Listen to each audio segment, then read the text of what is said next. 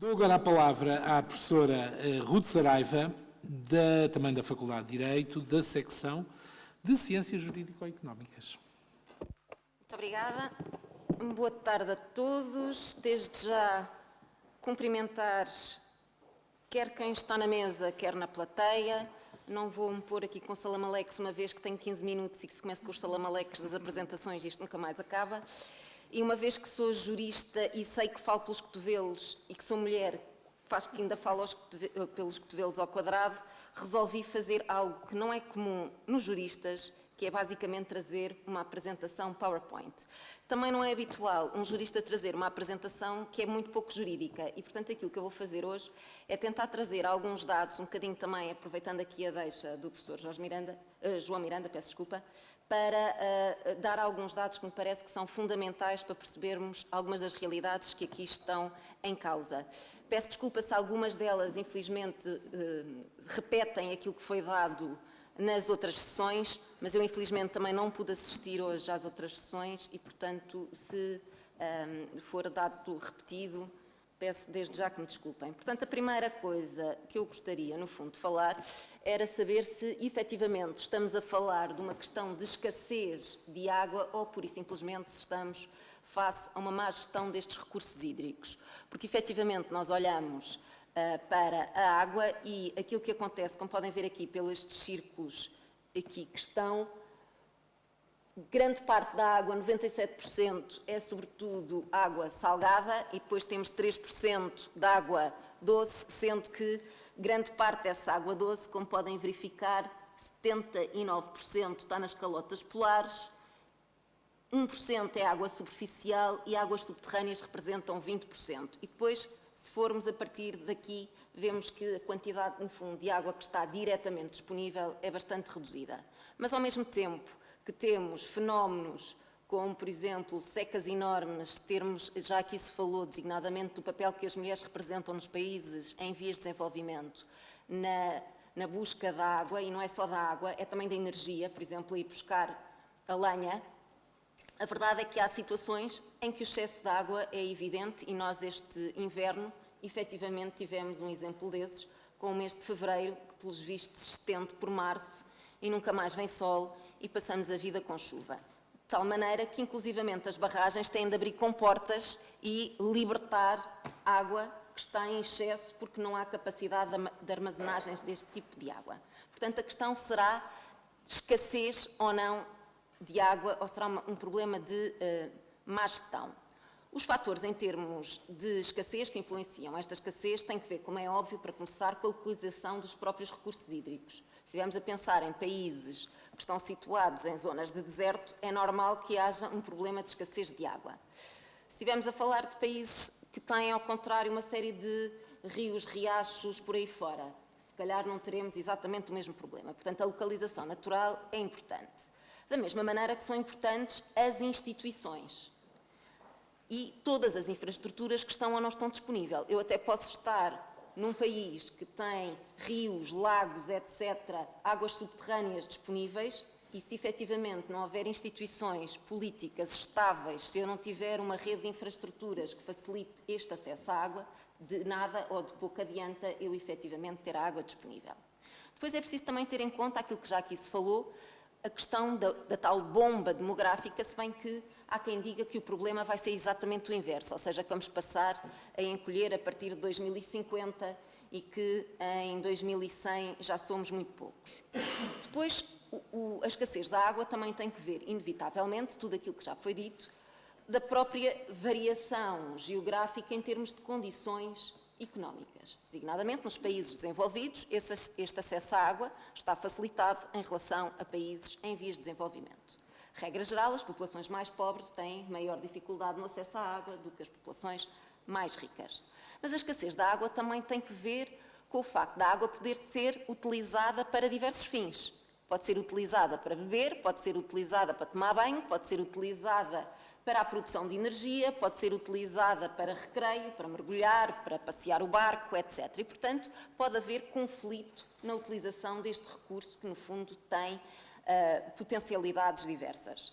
E depois há sempre a questão das alterações climáticas e eu ponho aqui um ponto de interrogação porque aqui, como o Dr. Tiago Antunes sabe, eu sou relativamente cética a cenários mais exagerados de alterações climáticas e, portanto, deixo aqui um ponto de interrogação. Não vou dizer que sou completamente cética, mas tenho algumas dúvidas.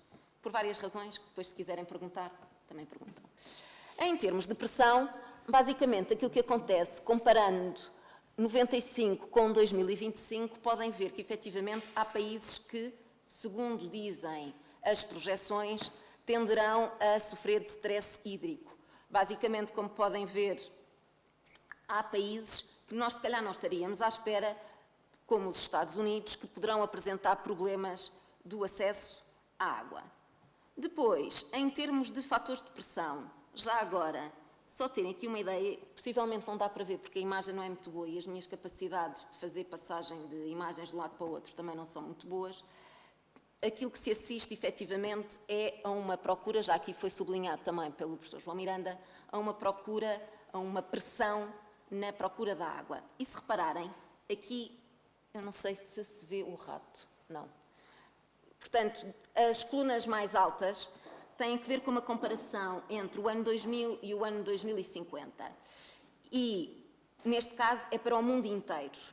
Em azul, aquilo que vocês têm, basicamente em azul claro, é quanto à irrigação. Portanto, estamos a pensar sobretudo em termos de agricultura. E aquilo que se nota nas projeções é que, em termos de agricultura, o consumo de água irá efetivamente diminuir. No entanto, este consumo de água vai aumentar noutras áreas, designadamente a laranja no uso doméstico, a verde na indústria e depois a roxo na produção de eletricidade.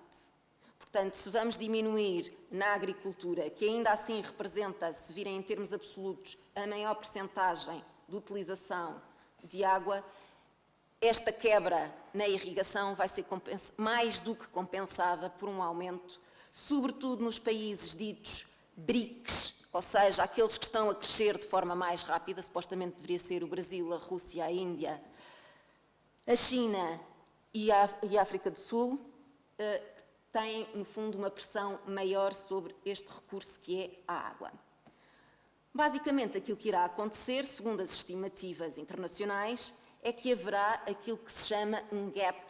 Aqueles que já foram a Londres, mind the gap, não é? Portanto, têm já a noção do que será o gap, aqui um intervalo, um fosso entre a procura e a oferta de água de cerca de 40%. Sendo que estes 40%, no fundo, correspondem sobretudo àquilo que será necessário para o uso doméstico e para a indústria. Portanto, vamos conseguir ter água suficiente para cobrir as necessidades da agricultura, mas depois fica de fora, os pés são basicamente, neste caso, a indústria e o setor doméstico. Em termos energéticos, aqui podem ver as estimativas de 2010, em que do grená para o azul mais claro tem, no fundo, os países mais obesos em termos de consumo energético para os países menos obesos em termos de consumo energético. Nós já sabíamos dos americanos, não é? Mas não são só os americanos, são também os canadianos. Os árabes, sobretudo a Arábia Saudita, que têm que ver exatamente com a disponibilidade que têm de petróleo, e os chineses, ao contrário daquilo que normalmente é veiculado, ainda não estão no nível de consumo energético per capita ao nível dos outros Estados. Em termos absolutos, efetivamente, muitas vezes chama-se a atenção, são os maiores consumidores, uma coisa horrível, mas em termos per capita ainda estão longe dos países europeus, como veem, França, Alemanha, etc., consomem muito mais energia per capita do que, por exemplo, os chineses ou os indianos. Como podem ver, os indianos ainda por cima estão a ver, o que significa um consumo ainda muito menor em termos per capita. Em termos de consumo energético, aquilo que se prevê, basicamente, e podem ver pelo primeiro gráfico, efetivamente, é que para os países da OCDE este consumo se mantenha relativamente estável, cresça pouco, se quiserem, até 2035, mas são sobretudo os países não OCDE, portanto os países em desenvolvimento e aqueles que são considerados menos desenvolvidos, que irão aumentar o seu consumo energético. Exatamente porque, como estão a crescer, vão necessitar da energia para desenvolver toda a sua indústria, para criar as infraestruturas, etc. E, portanto, neste caso, já vem aqui surgir do outro lado, quer a China, quer a Índia. E quem diz isto depois também tem a Indonésia, aqui com uma referência. Em termos de mix energético, peço desculpa, pode ser interessante também ver. A azul tem aquilo que existe, as projeções de até 2011 e depois a verde as estimativas que se fazem em termos de projeção até 2035. E basicamente aquilo que se nota é que se no caso do petróleo e no caso do carvão haverá um aumento, mas esse aumento é menos do que proporcional em relação àquilo que temos antes, haverá um aumento significativo nas energias renováveis, no nuclear e mais ou menos no gás. No último relatório da Agência Internacional de Energia, inclusivamente pega-se no caso do Brasil, e como poderão ver, a parte ligada, que está azul, que está ligada à hidroeletricidade, no fundo, representa, no mix energético brasileiro, a maior fatia. E, portanto, há que considerar já este nexo entre energia e água. Ainda assim, para 2035, lamento dizer, o petróleo ainda não acabou e, portanto, continuamos a ter como principal fonte os combustíveis fósseis. Quanto a esta interdependência entre água e energia, é interessante saber que 80% dos custos dos sistemas de abastecimento de água são com energia. Estes custos agravam-se em cerca de 30% quando é preciso extrair águas subterrâneas. Portanto, aumentam os custos com a extração de águas subterrâneas. Mas é preciso ainda acrescentar os custos com o próprio transporte da água. Por outro lado, temos custos energéticos com o tratamento da água, seja potável, seja das águas residuais, e a a esta hora já não funciona. Essa coisa tem elevados custos energéticos. Esta é uma opção, falou-se aqui em Cabo Verde, que é utilizada em Cabo Verde. Efetivamente, os custos são elevadíssimos, inclusivamente, não só em termos monetários, na tecnologia que é necessária, mas em termos de energia que é preciso despender para conseguir, efetivamente, transformar água salgada em água potável. Por outro lado, a produção, extração, transporte e armazenamento de energia também envolve o consumo de água. Portanto, na primeira situação vimos água, energia e agora energia, água. Portanto, eu para produzir, extrair, transportar, etc., energia, vou precisar de água. Por exemplo, no caso dos processos de conversão da maioria dos recursos em energia útil, eu vou consumir e ter consumos elevados de água. Por exemplo, quando vou converter o petróleo em combustíveis, tipo gasolinas e coisas assim do género, ou o carvão, o urânio, em eletricidade. Por outro lado, reparem, fala-se muito nos biocombustíveis, eu preciso de andar a regar e, portanto, vou gastar água também.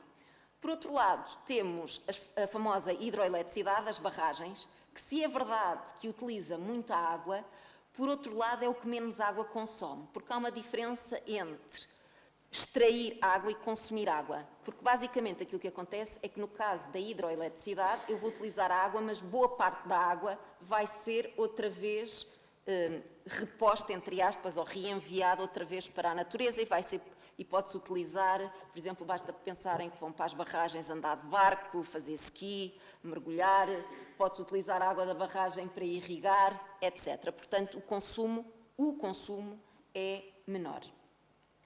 Portanto, há este nexus entre a água e a energia. Portanto, basicamente, eu vou precisar de água para a produção de energia e vou precisar de energia para a água e, sobretudo, para levar a água às pessoas e para levar a água à indústria, para levar a água às próprias empresas de produção energética. Para terem aqui uma ideia, eu para o carvão, em termos de energia, preciso de 4 litros de água, se for gás natural preciso de 6 litros, se for petróleo para transformar em gasolina, etc., 40 litros, para combustíveis menos tradicionais 100 litros e no caso da biomassa 1000 litros. Portanto, o consumo de água na produção energética pode ser extremamente elevado.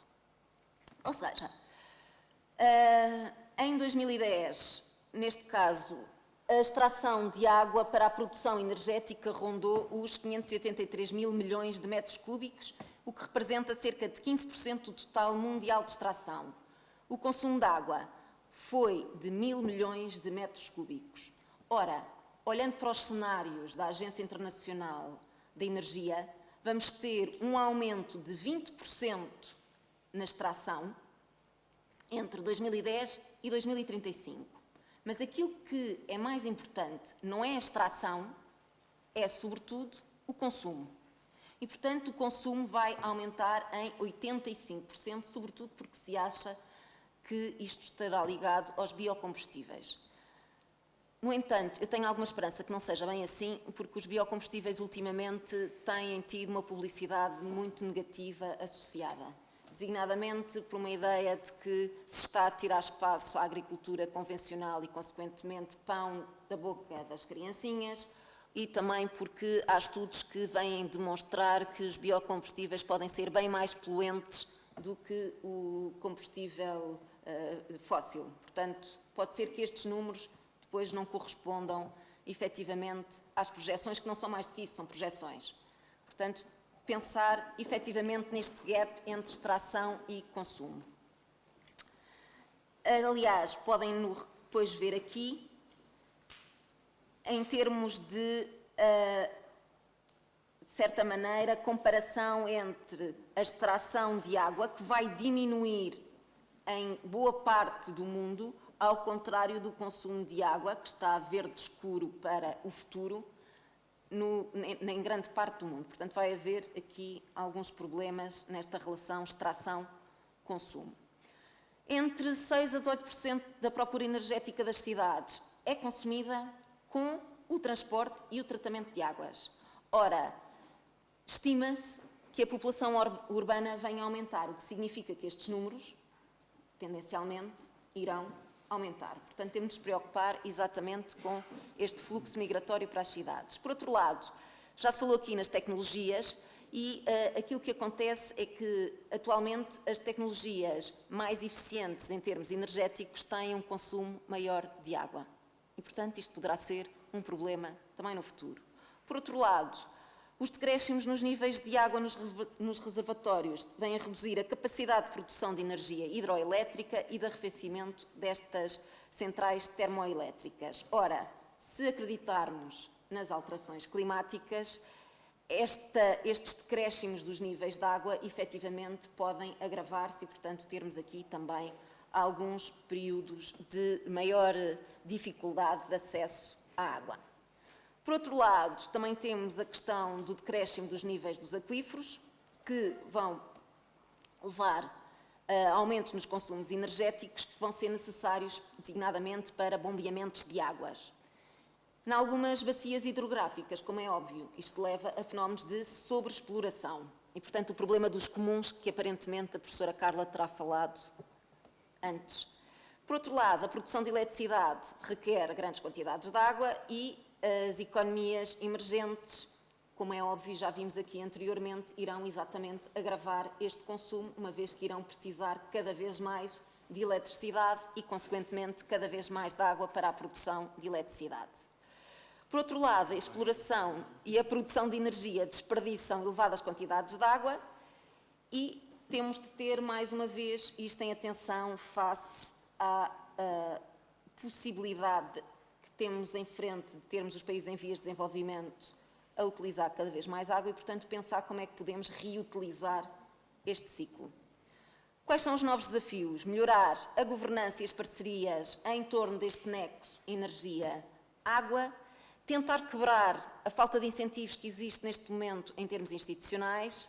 Faltam plataformas e mecanismos de governança para gerir os trade-offs entre energia e água. Temos sempre o problema dos lobbies, como é óbvio, que é preciso saber lidar com eles. Há um problema de falta de planeamento estratégico, sobretudo que tenha uma lógica integrada, e aqui não é só energia, água, é também olhar para estes problemas transversais que aqui já foram tocados, designadamente urbanismo, ordenamento do território, alterações climáticas, transportes, que são todas questões que estão interligadas entre si, que são transversais.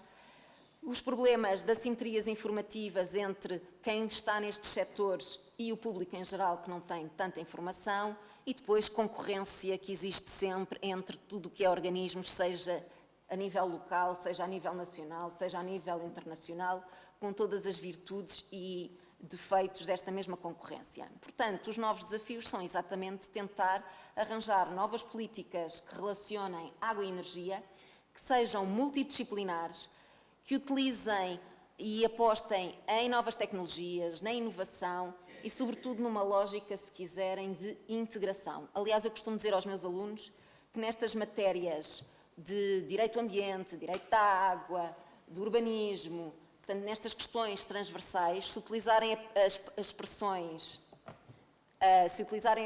desenvolvimento sustentado e integração, respondem sempre a tudo. Está sempre certo, funciona sempre e fica sempre bonito.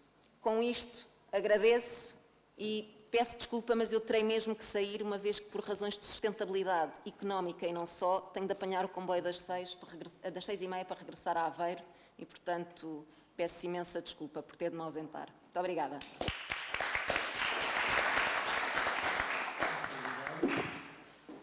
Por esta apresentação. E dou agora a concluir esta sequência.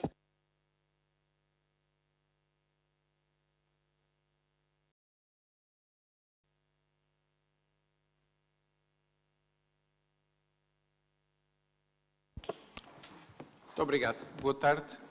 Antes de mais, uma palavra de saudação ao Presidente da Mesa, ao professor Nunes Correia, e dizer-lhe que, numa altura em que nós tínhamos uma preparação com o Instituto Superior Técnico, os alunos do Instituto Superior Técnico eram os alunos mais eficientes que eu alguma vez conheci.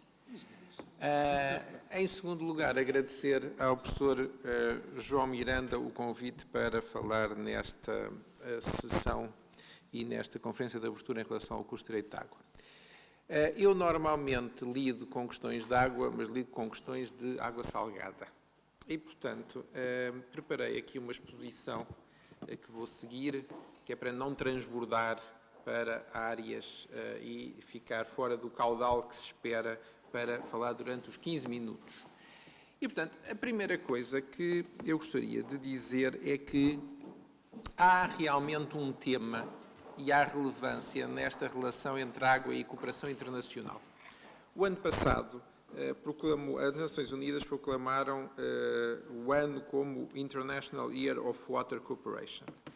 Se nós olharmos para uma questão de relações internacionais, nós vemos que desde 1948 existem 37 situações de conflito que têm a ver com o uso da água, mas, simultaneamente, podemos dizer que, em termos de cooperação, concluíram-se cerca de 300 de acordos internacionais cujo objeto tinha a ver com cooperação no domínio da utilização da água. E é interessante que a FAO diz que, ao longo dos séculos, se concluíram mais de 3.000 tratados relacionados com os recursos de água. Portanto, realmente há um tema de relação entre cooperação internacional e água. E para se perceber este tema, é interessante fazer uma pequena digressão naquilo que é o direito internacional da água. Quando nós falamos de direito internacional da água, estamos basicamente a ter em consideração recursos de água não marítima, os tais 3% que há bocado era referido, que estão divididos entre 2 ou mais Estados. E a partir do momento em que estes recursos estão divididos, nós temos um problema de recursos transfronteiriços e temos um problema de gestão de recursos transfronteiriços. Se nós utilizarmos as definições da Convenção de 1997, curso de água designa um sistema de águas superficiais e subterrâneas que constitui, em razão da sua relação física, um conjunto unitário que normalmente fluem para um términus comum. E curso de água internacional designa um curso de água com parcelas situadas em estados diferentes. Portanto, basicamente, quando nós estamos a falar de cooperação, estamos a falar da análise de qual é o regime jurídico internacional que existe na gestão destes cursos de águas internacionais, portanto, basicamente, rios internacionais. Se nós olharmos para o direito internacional da água, o direito internacional da água tem, basicamente, 3 períodos. E é um ramo de direito internacional relativamente antigo. Podemos dizer que ele começa basicamente no final do século XVIII, princípios do século XIX. Este primeiro período vai até um pouco depois da Primeira Guerra Mundial. Temos um segundo período que vai desde a Primeira Guerra, enfim, desde a década de 30 até à década de 90 do século passado. E temos um terceiro período, que é o período atual, a partir dos anos 90 do século passado. Se nós olharmos para o primeiro período, podemos dizer que, nesta ocasião, os tratados internacionais que eram concluídos para a gestão da água eram basicamente concluídos em função de uma utilização que era a utilização dos rios para navegação internacional. Portanto, este era o principal problema e a navegação dos rios era importante não apenas no espaço europeu, mas era fundamental no espaço colonial para permitir a liberdade de comércio nos espaços não europeus. E, portanto, um dos aspectos interessantes da Conferência de Berlim de 1885 é esta liberdade de navegação dos rios internacionais, basicamente até referência ao rio Congo. Esta visão de liberdade de navegação é uma visão que aparece perfeitamente sintetizada no Tratado de Versalhes, de 1919, e nós podemos dizer que a partir da década de 30 do século XX começa a haver uma atenuação do princípio da liberdade de navegação. E, portanto, é muito interessante que, por exemplo, 2 dos primeiros exemplos de gestão internacionalizada de água são os rios o Reno e o Danúbio, e é muito interessante que, a partir da Guerra Fria, por exemplo, aquilo que era o regime do Danúbio, que era um regime de liberdade, passa a ser um regime em que a liberdade de navegação está restringida entre os Estados ribeirinhos em conformidade com a divisão de blocos. E, portanto, vai havendo uma diminuição da liberdade de navegação que é característica do século XIX, mas, simultaneamente, este período, e a partir da Primeira Guerra Mundial, começa a ser relevante na gestão dos rios internacionais outras utilizações para além da navegação. Isto, fundamentalmente, ao nível dos tratados de âmbito local. E, portanto, a partir de certo momento, começa a haver uma concorrência de utilizações e a necessidade de gerir essas utilizações concorrentes entre aquilo que é o uso dos rios para navegação e outros usos das águas para além de navegação, como sejam irrigação, exploração industrial, recreativa, etc. O que leva a que em 1966 tenham sido elaboradas as chamadas Helsinkian Rules da International Law Association, que eram Rules on the Uses of Waters of International Rivers. Estas regras de Helsinki de 1966 tanto tratavam da navegação como de outros usos para além da navegação. E, portanto, basicamente, o que estas regras procuravam era dar conta da prática dos Estados com o objetivo de clarificar as regras relativamente às condições de uso, partilha e gestão dos cursos de água internacionais. O ramo do direito internacional da água sofre uma transformação interessante a partir da década de 90 do século passado. E, portanto, nós podemos dizer que há aqui uma transformação relevante, e uma transformação relevante que demonstra até o interesse de se falar de cooperação internacional e de água, e esta transformação dá-se em função da incorporação de objetivos de natureza ambiental naquilo que é a utilização e a gestão da água como recurso. Portanto, nós temos, por um lado, a navegação, temos outros usos para além da navegação, mas o que há de verdadeiramente interessante a partir dos anos 90 é uma preocupação ambiental na gestão das águas internacionais. E isto é o resultado de uma ação das Nações Unidas, e, portanto, há bocado o professor Nunes Correia falava desta importância, e realmente há aqui um trabalho absolutamente decisivo das Nações Unidas, porque as Nações Unidas estiveram na base da codificação do direito internacional da água, e esta codificação veio a dar lugar a uma convenção, que é a Convenção de 1997, que é a Convenção das Nações Unidas sobre o Direito relativo à utilização dos cursos de água para fins diversos dos de navegação. E nós devemos dizer que ela é uma convenção de codificação, porque, apesar de ser de 1997, ainda não entrou em vigor. Em 26 de março, portanto, há 2 dias atrás, os dados da ratificação eram dados muito interessantes, porque tinham-se atingido as 34 ratificações das 35 necessárias para a entrada em vigor. A última ratificação é a da Costa do Marfim, de fevereiro de 2014. Portugal assinou em 97 imediatamente e ratificou em 2005. Mas o que é interessante nisto é que a importância da Convenção de 97 não é tanto porque ela esteja em vigor como direito convencional, mas é porque é um retrato francamente ilustrativo do que é a prática dos Estados nesta matéria. Aliás, a história desta Convenção é interessante. Ela foi proposta em 1970 pelos finlandeses. Na altura, a Assembleia Geral das Nações Unidas encarregou a Comissão de Direito Internacional de fazer um estudo sobre Law of Non-Navigational Uses of International Watercourses e os trabalhos foram concluídos em 1997.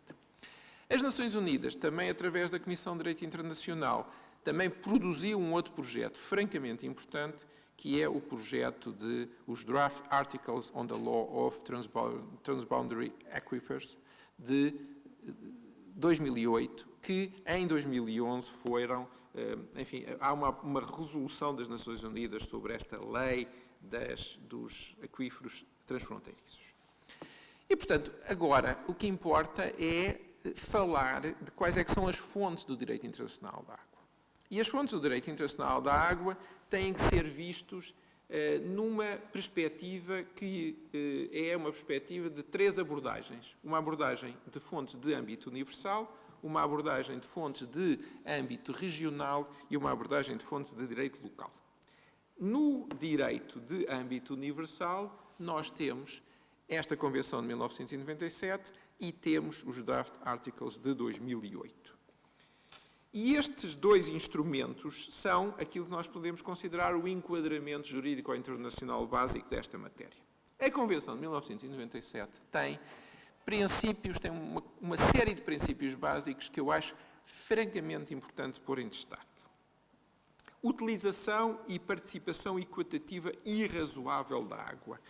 Artigo 5º diz-nos: um curso de água será em especial utilizado e desenvolvido por Estados ribeirinhos com vista à obtenção da sua utilização otimizada e sustentável e dos benefícios daí resultantes, tendo em conta os interesses dos Estados ribeirinhos interessados, compatíveis com uma proteção adequada do curso de água.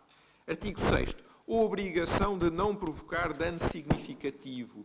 Artigo 8º. Obrigação geral de cooperação. Artigo 9º. Troca regular de dados e informações. Artigo 10º. Relação entre os diversos tipos de utilização, dizendo que, na falta de acordo ao costume internacional, nenhuma utilização de um curso de água internacional beneficia de prioridade própria sobre outras utilizações. Eu estou a chamar a atenção para estes princípios, e estes princípios parecem particularmente importantes, porque mostram uma transformação naquilo que é aquela visão soberana da utilização do espaço territorial e a utilização soberana dos recursos naturais. E, portanto, nós, relativamente a esta matéria, com a Convenção de 1997, que é codificadora e, portanto, está firmemente baseada na prática dos Estados, nós temos claramente a ideia de que gerir um rio internacional, gerir um curso de água internacional, não pode ficar apenas numa visão unilateral dos interesses do Estado, tem que ser vista em função dos Estados que beneficiam desse recurso. A cooperação deve ser alcançada através de diversos meios, trocando regularmente informação e dados, notificando os outros Estados ribeirinhos sobre as medidas que venham a ser tomadas, criando estruturas institucionais de que os Estados ribeirinhos devam ser membros. Esta Convenção de 1997 tem sido o ponto de partida de convenções de natureza regional. O Revised Protocol on Shared Watercourses in the Southern African Development Community de 7 de agosto de 2000, a Convenção Europeia de 1992, vou falar daqui a bocado, por exemplo, um acordo sobre o desenvolvimento do rio Mekong de 1995. Os draft articles sobre os aquíferos transfronteiriços partem de princípios equivalentes à Convenção de 97. Utilização equitativa e razoável, obrigação de não causar dano significativo, obrigação geral de cooperação, troca regular de dados e de informação, prevenção, redução e controle da poluição. É muito interessante que os draft articles de 2008 fazem um recurso expresso à precautionary approach, o que é muito interessante porque há aqui ainda um debate ao nível dos internacionalistas sobre a natureza da precautionary approach e, portanto, é interessante que eles apareçam nos draft articles de 2008. Portanto, estas regras são regras costumeiras e estas regras são costumeiras e são muito úteis quando não existe um regime local. Por exemplo, existem casos como um rio que é o rio Salween Nu, que tem 2.400 km, que nasce no Tibete e vai desaguar no mar de Andamão, que passa pela China, Tailândia, Myanmar e não tem um regime jurídico. E, portanto, é importante que haja um enquadramento jurídico internacional. Ou então, quando todos os Estados ribeirinhos não são parte dos acordos concluídos, como acontece, por exemplo, no rio Mekong. Existem fontes de direito regional. E uma das fontes de direito regional que merece especial referência é uma convenção europeia, que é a Convenção sobre a Proteção e Utilização dos Cursos de Água Transfronteiriça e Lagos Internacionais, ou a Convenção de Helsínquia, de 1992. E esta convenção é importante porque, apesar de ter sido concluída na Europa, a partir de 2003, permite uma participação universal. E esta emenda de 2003 entrou em vigor em 2013. É uma convenção que parte do parte daquilo que é o enquadramento geral e tem uma noção mais ampla do que são águas transfronteiriças, dá uma maior importância à proteção do ambiente, dá mais importância à participação pública e dá uma grande relevância à existência de estruturas institucionais. Deve-se dizer que esta Convenção de 92 é o que está da base da influência da legislação comunitária de 2000. E, portanto, havia aqui coisas que eu gostaria de dizer, mas é só para chamar a atenção que o terceiro nível é o nível do âmbito local e existem muitas convenções internacionais sobre esta matéria e existem convenções que foram renegociadas, foram revistas já de acordo com estes princípios. Por exemplo, o Rio Danúbio tem uma convenção de 1994 sobre proteção e uso sustentável. Em Portugal, nós podemos dizer que o nosso Acordo de Albufeira, a nossa Convenção de Albufeira de 1998, revista em 2008, é já claramente o resultado da aplicação desta legislação e destes princípios, aliás, do enquadramento que vem da Convenção de 97 e da Convenção de 92. E, por exemplo, o Reno, que também começou por ter um regime do século XIX, também tem uma nova convenção em 1999. Portanto, ao nível local, há muitos exemplos interessantes de cooperação internacional. Só 2 pontos e concluo. O primeiro é dizer o seguinte: o direito internacional da água é um ramo de direito internacional com coerência e que deve permitir a sua aplicação deve ser feita tendo em consideração os princípios gerais e tendo em consideração aquilo que são as concretizações locais de cada um destes princípios. Porquê? Porque o direito internacional da água é baseado na prática dos Estados e nos acordos que eles concluíram ao longo dos séculos e, por outro lado, a existência das regras universais ajuda a harmonizar estas práticas locais. É evidente que os acordos regionais e acordos locais são mais detalhados e normalmente prevêem a criação de estruturas institucionais para a gestão da água. E estas regras devem ser todas elas interpretadas, tendo em consideração, hoje em dia, nas últimas décadas, preocupações de natureza ambiental. E, portanto, eu termino com 3 conclusões rápidas.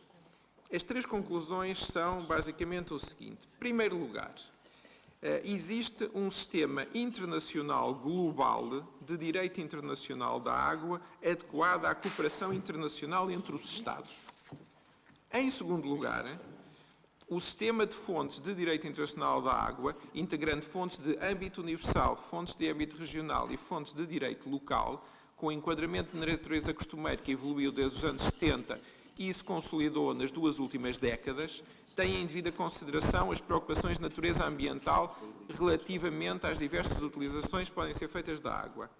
Finalmente, em terceiro lugar, sendo a cooperação possível e desejável na gestão dos recursos da água, existe um grande potencial de cooperação entre os Estados neste domínio. Segundo dados das Nações Unidas, das 263 bacias hidrográficas internacionais e dos sistemas aquíferos transfronteiriços existentes, 158 não têm qualquer tipo de sistema institucionalizado de cooperação. Portanto, digamos que o tema é um tema relevante, há um direito internacional da água e ele é um direito que funciona e até podemos dizer que há uma visão claramente positiva sobre isto, o que é bom para acabar uma conferência deste tipo. Só para terminar, dizer-vos aqui uma espécie de, como às vezes aparece nos livros, para saber mais. Gostava de vos remeter para a visualização de umas lectures que estão disponibilizadas na livraria aquilo que é chamado Audiovisual Library of International Law. As Nações Unidas passaram a ter disponível umas lectures sobre esta matéria e, portanto, se quiserem saber mais alguma coisa sobre esta questão, há realmente 3 lectures muitíssimo interessantes, porque são feitas pelas pessoas que estiveram envolvidas na elaboração destes projetos ao nível da International Law Commission.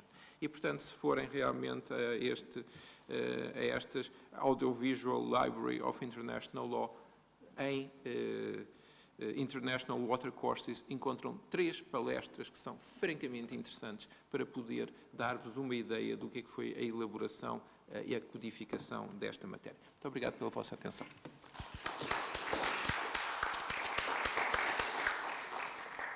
Muito obrigado. Tivemos 4 interessantíssimas intervenções que mostram bem como os temas da água são fascinantes.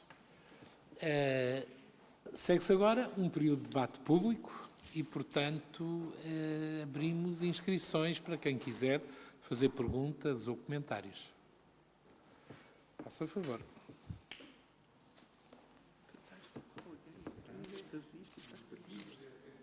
Não está, não.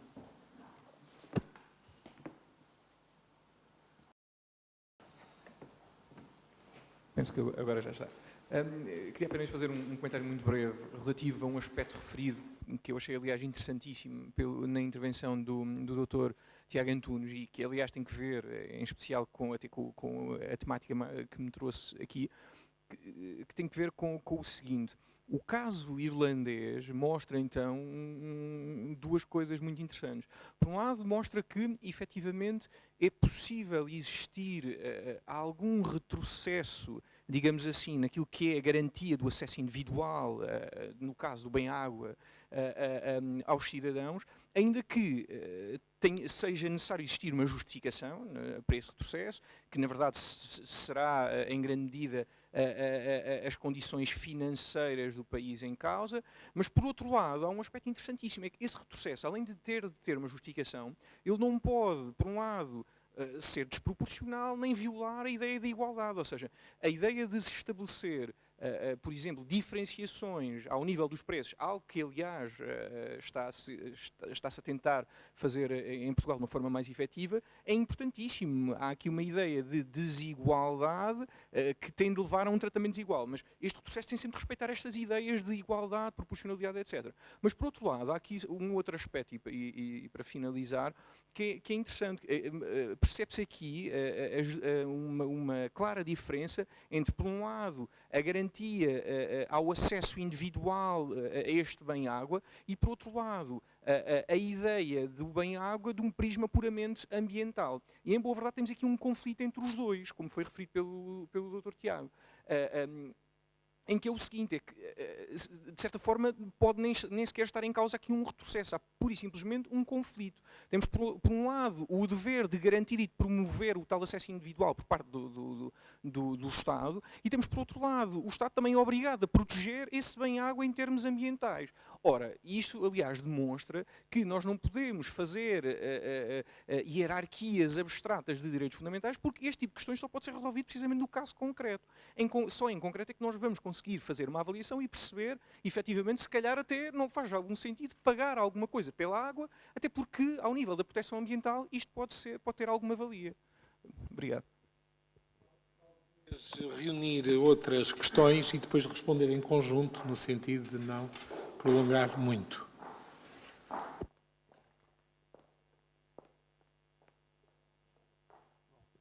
Peço desculpa se eu cometer aqui algum erro fatal ao nível do direito, eu não sou jurista, mas já na intervenção anterior e agora também nesta intervenção falou-se no retrocesso pelo facto de se começar a pagar pelo serviço de abastecimento de água, que eu acho que não é essa a perspectiva, ou seja,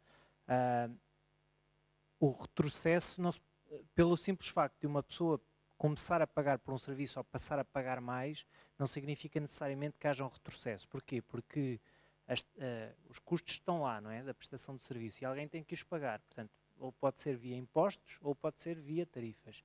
E, portanto, nesse sentido, os irlandeses já pagavam pelo serviço, pagavam era por outra via. Portanto, eu acho que falar-se em retrocesso por se começar a pagar mais, e no caso concreto português, por se começar, por haver um acréscimo de tarifas naqueles casos em que as tarifas são muito baixas e são subsidiadas, não se pode dizer que há um retrocesso, não é? Isto é a minha perspectiva.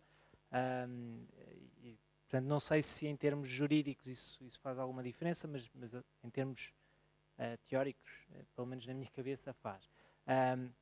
Depois outra questão é também, eu não sei se pode falar, no direito humano intergeracional, e que liga com essa questão do ambiente e também com uma questão que o professor João Miranda falou, que tem a ver com as infraestruturas serem adequadamente mantidas.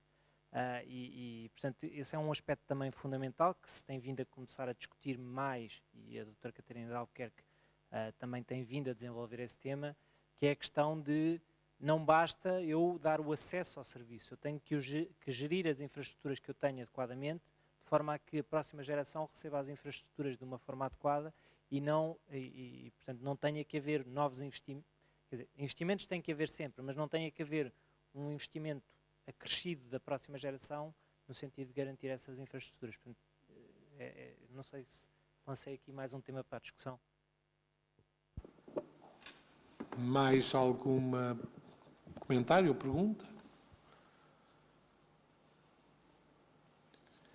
Bom, eu sou moderador, mas não resisto, como estes assuntos me dizem muito, a fazer só 2 ou 3 comentários muito breves.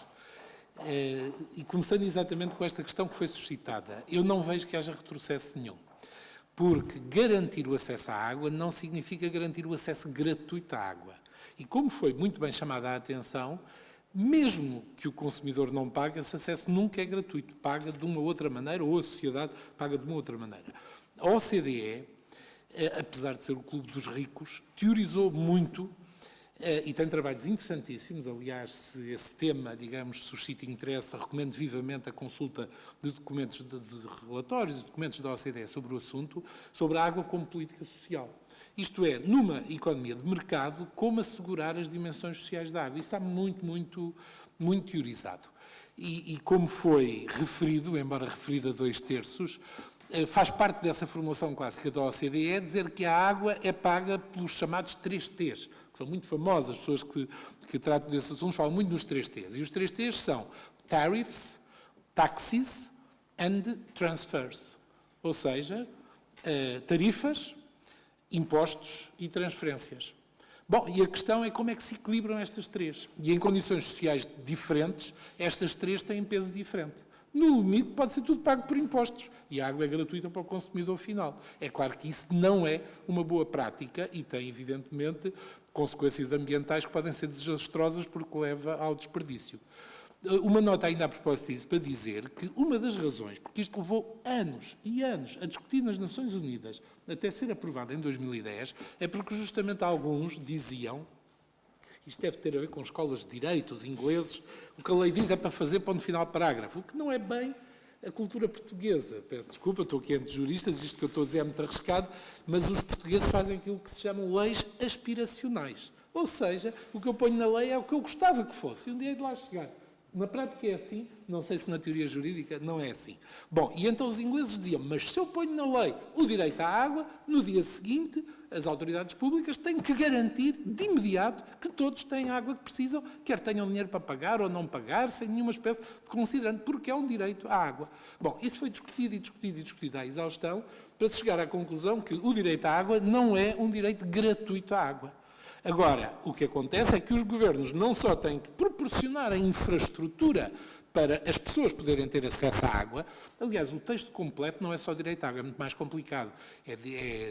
Não é direito à água, é direito ao acesso à água de fontes melhoradas, tem assim um nome qualquer, portanto, água tratada ou com níveis mínimos de tratamento. A frase é comprida. Mas o que os governos têm também que assegurar são políticas sociais que permitam usufruir desse direito. E, portanto, os irlandeses, quando recuam e passam a cobrar com contadores, certamente vão ter que ter em conta famílias muito carenciadas que, porventura, não possam pagar. E têm que ter também esquemas sociais para atender essas famílias. Portanto, nesse sentido, digamos, é um retrocesso aparente, porque há medidas de compensação para isso. Aliás, a propósito disso, gostava de fazer outra, porque esse tema é um tema apaixonante, evidentemente, e está na ordem do dia. Eu não estive cá nas sessões da manhã, onde estas coisas foram discutidas, mas interessam-me imenso. Para dizer o seguinte, um país que aborda estes problemas de uma maneira que a mim me pareceu fascinante é o Chile. Porque no Chile, todos os serviços de água são estritamente privados. Provavelmente uma herança da política ultraliberal dos tempos da ditadura do Pinochet. Mas depois houve governos socialistas que, em cima disso, mantendo, aliás é muito interessante, mantendo completamente privada e uma lógica absolutamente de mercado e liberal nos serviços de água, em cima disso fizeram uma política social para assegurar que ninguém deixa de ter água. E isso é extraordinariamente interessante. E, portanto, o que acontece é assim, todos pagam pela água, mas famílias muito carenciadas recebem um subsídio para pagar a sua conta da água, com uma adicionante de mais-valia ambiental. O subsídio que recebem é para a quantidade de água considerada razoável. Ou seja, se eles tiverem uma atitude de desperdício, aí passam eles a ter que pagar. Portanto, há um conjunto de políticas sociais em cima de tudo isto que vem assegurar que o direito é cumprido desta maneira. Portanto, e recomendo a olhar para o Chile, porque realmente é um caso, enfim, interessante. Não posso agora entrar em pormenores, mas por causa do envolvimento que tive no Brasil, no Água para Todos, tive que fazer o levantamento de vários países e o caso do Chile interessou-me particularmente. Agora, só mais 2 ou 3 comentários muito telegráficos. O professor João Miranda falou muito da relação entre o urbano e o rural. Há uma palavra que eu gosto muito, que é o rurbano, que é essa espécie. E as nossas sociedades caminham para aí. A fronteira entre o urbano e o rural é cada vez mais difusa, porque a ruralidade pura e dura dos velhos tempos já quase não existe. As populações estão muito urbanizadas. E em certos países como a Alemanha, eu constatei isso com os meus olhos, e aliás em Portugal também já cada vez mais, há pessoas que vivem na cidade e todos os dias de manhã pegam no seu carro e vão ao campo trabalhar. Eu já vi isso em Portugal, nas sedes de concelho, nas vilas, as pessoas vivem em meio urbano e vão trabalhar ao campo. Por outro lado, há muitas pessoas que preferem viver na aldeia, na periferia das cidades. E, portanto, esta relação entre cidade e rural, ou urbano e rural, é cada vez mais difusa e o conceito de rurbano é um conceito muito interessante. Foram aqui apresentadas muitas coisas prospectivas em várias das apresentações, nomeadamente na questão das alterações climáticas. A professora Ruth Saraiva apresentou muitas projeções para o futuro. Bom, gostava de chamar a atenção para um livro muito recente e que é talvez a melhor síntese daquilo que são os problemas da água até 2050, coordenado por um português, que muitos conhecerão, o professor Luís Veiga da Cunha, que coordenou o chamado Gulbenkian Think Tank, com alguns dos melhores, 8 ou 10 grandes especialistas mundiais, e isso deu origem a um livro chamado Water and the Future of Humanity, um livro que é de 2013, Water and the Future of Humanity, que enquanto estava aqui fui ver que foi editado pela Springer. Se forem à Amazon, encontram logo. É uma visão prospectiva até 2050, excepcionalmente interessante, que trata muitos destes temas. Água em meio urbano, água e energia, água e segurança alimentar, água e questões ecológicas, água e alterações climáticas. São capítulos desse livro e julgo que é o state of the art extraordinariamente interessante. Bom, finalmente, só um comentário. O professor Loureiro Bastos, no fim de uma interessantíssima e extensa enumeração da evolução a nível mundial do direito da água, referiu-se à Convenção de Albufeira. Eu estava com curiosidade a ver se falava do caso português ou não. E para dizer o seguinte, na negociação da Convenção de Albufeira, e eu participei muito ativamente nas fases preliminares, eu estava então no gabinete da ministra Teresa Gouveia, quando os espanhóis aprovaram, isto passou-se em 93, aprovaram o Plano Hidrológico Nacional Espanhol, onde os rios, onde Portugal não existia, era um buraco no mapa. Completa ignorância de Portugal. Isso causou um alarme, um alarido tremendo, e lá fomos todos para Madrid, e eu fui, em representação na altura da ministra Teresa Gouveia, bater à porta dos espanhóis e dizer: ei, ali não é um buraco, ali é Portugal, com tudo o que isso significa, ainda por cima Portugal, que tinha convenções com Espanha desde 1900, se não me falha a memória, 1917, ou coisa que o valha, para não falar do Tratado de Limites de 1800 e qualquer coisa, que já tem considerações sobre os troços transfronteiriços. A propósito do traçado das fronteiras, como muitas delas são traçadas por rios, já estabelece condições de igualdade no acesso, já define um conjunto de coisas. Aliás, ainda hoje, as convenções luso-espanholas sobre os rios internacionais ainda são uma espécie de subgrupo lá no MNE, no Ministério dos Negócios Estrangeiros, do Tratado de Limites. Ainda é uma subalínea, ainda estão um pouco nessa fase de 1890 e tal. Bom, e só para dizer o seguinte, essa negociação foi duríssima, foi complexíssima, foi muito, muito, muito complicada. E ajudou imenso esse processo negocial o facto de estar quase em finalização e depois ter sido finalizada a negociação justamente desta Convenção de Helsínquia de 97. Porque toda a comunidade internacional conhecedora destes assuntos e ligada a estes assuntos estava muito polarizada com a negociação dessa Convenção. E era, por assim dizer, uma vergonha. Dois países que se pretendem civilizados e amigos não acolherem a melhor doutrina que estava a ser negociada a nível das Nações Unidas. E isso foi um argumento fortíssimo de Portugal perante Espanha. Isso e, ao mesmo tempo, a Diretiva Quadro da Água, que acabou por ser aprovada em 2000, mas que nesta altura estava já em intensa negociação. Essa também levou para aí uns 5 ou 6 anos a negociar. Estava em intensa negociação. E, portanto, era confrontar os espanhóis como é que nós, membros da União Europeia, países amigos e civilizados, vamos dar passos atrás relativamente a esta boa doutrina. Bom, e isso ajudou imenso a que finalmente fosse aprovada, mas teve, enfim, por um fio, quer dizer, foi uma lança em África Portugal ter conseguido isso, e há muita gente que critica essa convenção, mas é um passo absolutamente extraordinário, que depois em 2008 foi reforçado com um aditamento ou adenda, não me lembro como se chama, que vem, digamos, dar garantias mais pormenorizadas no tempo relativamente à disponibilidade de caudais. Portanto, eu penso que essa convenção, e anteriormente, julgo que 64, acho que é 64, 67, 64, e antes julgo que é 1917, tudo isso é muito inspirado e navegou muito nos passos que foram dados a nível internacional. E Portugal, Espanha, que é um caso pouco conhecido internacionalmente, merece mais visibilidade porque acolheu a boa doutrina. Pelo menos na teoria, pois na prática haveria muito a dizer. Bom, isto são apenas alguns comentários que eu não resisto a fazer, porque, como disse, estes assuntos apaixonam-me. Ora bem, dar a oportunidade a todos os membros do painel de fazerem uma última intervenção, em que podem, porventura, comentar as questões que foram colocadas, ou podem dizer, embora se peça telegraficamente, aquelas coisas que acabaram por não poder dizer na intervenção inicial. Mas pedindo a todos que sejam breves, porque já estamos a caminho das 7 horas. Bom, obrigado. Eu já nem vou para estas questões que prometi, senão então, enfim, ficámos aqui longamente. Vou apenas comentar aqui algumas dos comentários que foram feitos.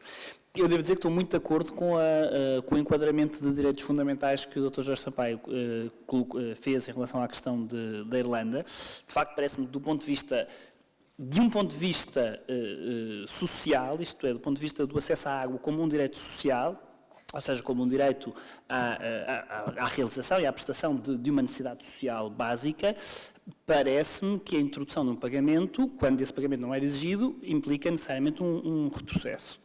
Em relação à questão de, mas a água seria sempre paga, seria paga por via de impostos. Certo, essa é uma discussão que eu creio que podíamos ter se na Irlanda os impostos tivessem baixado, ou seja, podíamos estar aqui apenas numa questão de escolha democrática de políticas públicas de remuneração dos serviços de água, se deve ser por via fiscal ou se deve ser por via de pagamento de tarifas, e isso aí não seria uma questão de retrocesso, seria uma questão de opção política, dentro da liberdade do legislador de optar por um sistema de tarifas ou por um sistema de taxes. Não me parece que esse seja o caso irlandês, porque, como sabemos, na Irlanda, nestes últimos anos, os impostos não baixaram, pelo contrário, subiram. E, portanto, estas tarifas não foram introduzidas como alternativa ao pagamento por via de impostos, não é uma questão de mudança de paradigma ou de modelo, é mesmo uma questão de isto não era pago e vai passar a ser pago, e os impostos já existiam e continuam a existir e até subiram também. Não é? Portanto, eu acho que, de facto, podemos falar disto como um retrocesso. Não seria assim se tivesse havido uma compensação numa lógica de neutralidade, mas não havendo uma lógica de neutralidade, há aqui claramente um retrocesso. E esse retrocesso, enfim, não vou aqui trazer as questões que a doutrina constitucionalista discute muito acerca da ideia de existência ou não de um princípio da proibição do retrocesso, etc. Direi apenas telegraficamente que me parece que o retrocesso não é impossível, agora deve ser acompanhado, como aliás foi dito, de uma série de salvaguardas que têm a ver com princípios básicos, travejamentos principiológicos básicos da nossa Constituição, tem a ver desde logo, o retrocesso tem que ser respeitador do princípio da igualdade, e é aqui entram algumas das preocupações deste autor, que há bocado não disse o nome, é o Owen McIntyre, com as tarifas sociais, que têm que ser introduzidas, necessariamente, a partir do momento em que se estabelece a obrigatoriedade de pagamento, e respeito também pelo princípio da proporcionalidade da proibição do excesso, e é aí que entra também a ideia de estas garantias quanto ao cancelamento ou ao desligamento do sistema em casos de não pagamento, e, portanto, a introdução de tarifas, quando elas não existiam, parece impossível, mesmo qualificando como um retrocesso, naturalmente, do ponto de vista constitucional, tem que respeitar uma série de salvaguardas e de condicionantes que decorrem, em última análise, de grandes princípios, de macro-princípios do nosso ordenamento constitucional. Isto na ótica do direito à água como direito social, mas de facto, como foi dito bem, há aqui outra perspectiva sobre o assunto, que eu já tinha referido, que é a perspectiva ambiental, e a perspectiva ambiental seria pró-pagamento. E isso então já nos permite dizer, e estou completamente de acordo, permite-nos questionar se será de facto um retrocesso, na perspectiva social é claramente um retrocesso, mas globalmente considerado será um retrocesso, ou será um conflito de interesses, ou será um limite imanente. Enfim, já não vou entrar aqui isso são tecnicidades jusconstitucionalistas, mas de facto aí há diferentes valores e ponderações constitucionais a entrar em jogo quando introduzimos não só a questão social do acesso a um serviço social básico de fornecimento de água, mas quando introduzimos outras dimensões também com valor constitucional, como desde logo o ambiente. Por fim, só mais duas breves notas. Quanto à questão dos direitos serem exigíveis ou não e da lógica de que é para cumprir e pode ser exigível ou que é apenas aspiracional. Enfim, isso, os constitucionalistas também teriam muito a dizer sobre isso.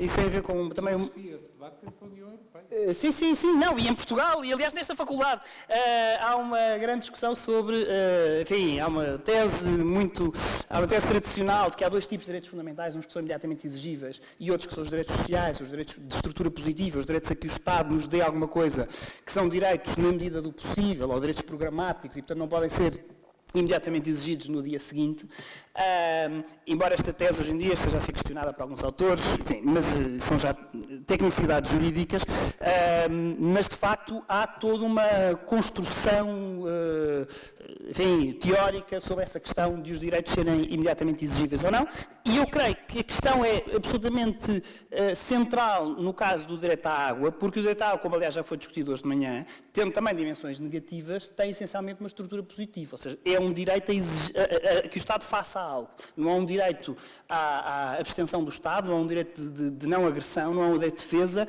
também é, mas é sobretudo um direito positivo a que seja feito algo, e por isso é que se calhar não é tão imediatamente exigível, ou as dimensões da sua exigibilidade imediata são mais mitigadas. Por fim, muito interessante o exemplo do Chile, e aquilo que referiu quanto à política social que depois foi construída com base num sistema absolutamente liberal, parece-me aquilo que eventualmente podemos qualificar como uma espécie de cheque-água, não é? Pela descrição. Em Portugal tem-se discutido ultimamente o cheque-ensino, o que me parece que está aí em causa um cheque-água, e esse cheque-água se calhar também tem muito que se lhe diga, mas, enfim, já não vou entrar por aí. Muito bem. Três comentários breves. O primeiro a propósito de... Eu não falei num direito humano intergeracional. Há um princípio da solidariedade intergeracional, que aliás tem consagração na Constituição, e este tema é um tema que se coloca em relação a uma série de infraestruturas, coloca-se em relação à manutenção de uma série de infraestruturas públicas, e no caso concreto das infraestruturas que foram construídas, sobretudo no setor da água, nós temos, de facto, um problema com o qual temos que lidar nos próximos anos. É um problema de estas infraestruturas terem correspondido a investimentos que eram necessários, mas aí que, no fundo, mais uma vez vai ter que haver uma opção política, ou uma opção política com base numa decisão tomada democraticamente. As pessoas vão ter que ser confrontadas com esta questão, que é saber o que fazer com infraestruturas que podem ser sobredimensionadas para a realidade, sobretudo se essas infraestruturas foram feitas no território do interior em que a população tem vindo a minguar, ou mesmo assistindo-se a um decréscimo populacional, porque também há muitas infraestruturas feitas num espaço do litoral que muitas vezes são excessivas. Portanto, eu não falei aqui o princípio é o princípio da solidariedade intergeracional, e que, no fundo, aquilo que nos deve interpelar a todos é procurar, quando se realizam este tipo de investimentos, efetuar os estudos económico-financeiros que tenham diferentes projeções, e essas diferentes projeções passem por diferentes cenários. E o que acontece muitas vezes é que nem sempre se pensa, desculpe a expressão, muito fora da caixa. Portanto, é preciso pensar em muitos outros cenários. O segundo tópico que eu queria aqui referir tem a ver com o comentário do professor Nunes Correia, que no fundo é o tema clássico do setor público e setor privado ao nível dos serviços públicos de água. Aqui na prestação do serviço não há propriamente uma solução única. O exemplo do Chile é seguramente um exemplo muito interessante. Curiosamente, de acordo com os dados que eu tenho, algumas cidades têm vindo a reassumir o controlo através do setor público da prestação do serviço. Salvo erro é o caso de Paris, Berlim e, salvo erro, Kuala Lumpur também, na Malásia. Do nosso modelo multimunicipal ou intermunicipal. E, portanto, o sistema da atividade ser concessionada a privados não é a última Coca-Cola do deserto, digamos assim. Portanto, há muitas alternativas possíveis. Nós nunca chegamos, a história não tem propriamente fim, e o que nós temos é que conseguir encontrar aquela solução que seja a solução mais adaptável à realidade dos países. O último comentário a propósito do ruro urbano, desta relação difusa entre urbano e rural, isso de alguma forma resulta da nova Carta de Atenas de 2003. Eu não tenho nada contra a existência desta mitigação ou diminuição dos limites entre o rural e o urbano. O problema coloca-se quando a mancha do urbano começa a crescer excessivamente para o rural, porque essa mancha do urbano, quando cresce excessivamente para o rural, implica muitas vezes construção dispersa, mais infraestruturas, mais sobrecarga para as gerações futuras, e aí é que, efetivamente, a meu ver, se coloca um verdadeiro problema. Agora, o professor Fernando Loureiro Barros. Só rapidamente um comentário. É interessante que num país onde não há basicamente uma doutrina de direito internacional, conseguiu-se concluir um acordo muito interessante, a Convenção da Albufeira. E os resultados obtidos por essa Convenção da Albufeira são salientados por autores internacionais. Portanto, é dado realmente como um exemplo de cooperação bem-sucedida. E eu devo dizer que para áreas onde trabalho com mais frequência, é muito interessante que essa negociação mostra que se podem resolver questões sem grande alarido público, como, por exemplo, a das selvagens, por negociação. E, portanto, isso é muito interessante. Quer dizer, este acordo conseguiu chegar a resultados práticos que são francamente equilibrados e equitativos para as duas partes e, portanto, é possível resolver situações por negociação e chegar a resultados positivos de cooperação internacional. Muito obrigado. Muito obrigado. E como veem, todos estes temas são muito, muito interessantes e uma certeza temos, isto trata-se da agenda pós-2015, vamos ter muito que fazer no pós-2015. Portanto, é um tema de eleição. Muito obrigado a todos e uma salva de palmas aos